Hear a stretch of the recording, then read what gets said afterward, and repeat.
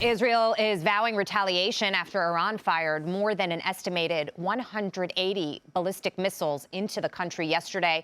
Breaking just earlier, President Biden says he does not support an attack on Iran's nuclear sites and will speak with Benjamin Netanyahu soon. Joining us now, Fox News contributor and former CIA station chief, Dan Hoffman. Great to have you with us. Thank you so much for being here, sir. Ultimately, right now, people are wondering how this conflict is going to play out in the region.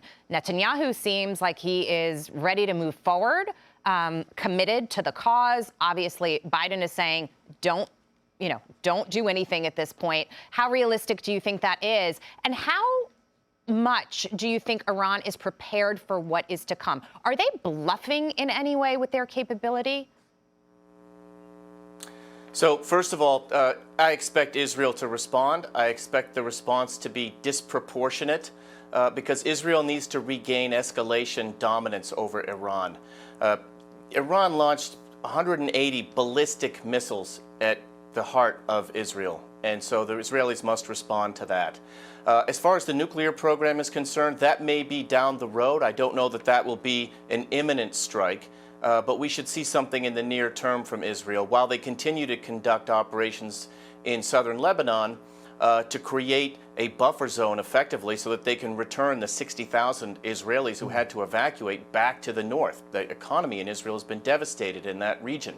As far as constraining Israel, look, the United States doesn't have the leverage to do that. National Security Advisor Jake Sullivan has said that the United States supports Israel and supports their decision to strike at Iran. So, look, I think we're closer to the beginning of this war, this conflict, than we are to the end at this point. Dan, let me ask you about U.S. sanction pressure on Iran. Our own Edward Lawrence asked KJP about that. This is what she said.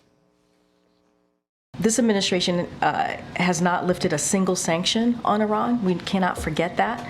Rather, we continue to increase pressure. That's what we have seen. Our extensive sanctions on Iran remain in place, and we certainly will continue to enforce them.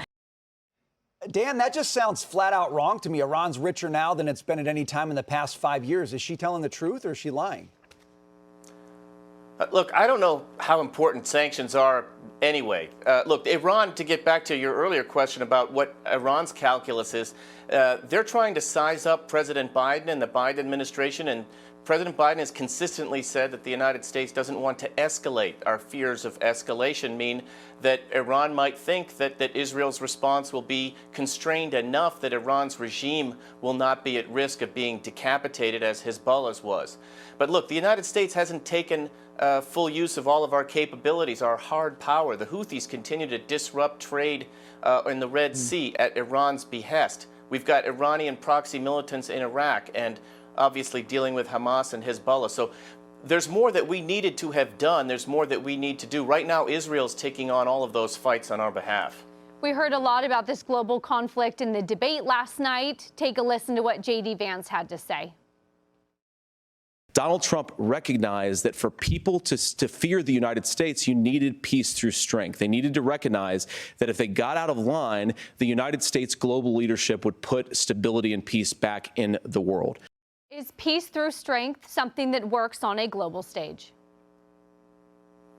It does. We have to project our strength. It's not just that we have power and military capability. We've got to project that in the right ways and at the right time.